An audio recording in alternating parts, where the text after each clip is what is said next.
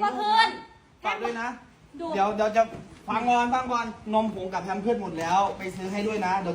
พี่2 คนจะไปช้อปปิ้งกันหน่อย แพมเพิร์สกับนมของหลานหมดแล้วจะไปช้อปปิ้งต่อ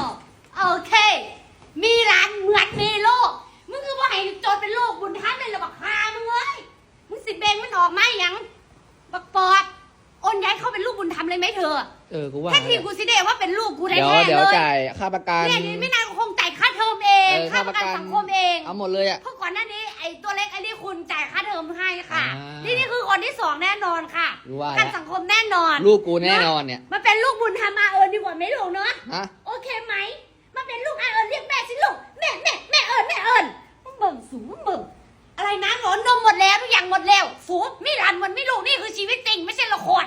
ฮาสแตกเด็กดังเอ้ยพ่อแม่มันไปเที่ยวแล้วล่าสุดพ่อแม่ไปเที่ยวต่างจังหวัดเกือบ10 กว่ามือเอามาฝากกูไว้ไม่เคยคิดว่าให้ถามว่ากูพร้อมบอกูมีหลานเมื่อพร้อมมันต้องมีหลานเมื่อพร้อมอันนี้กูไม่พร้อมไงกูต้องทำงานเข้าใจ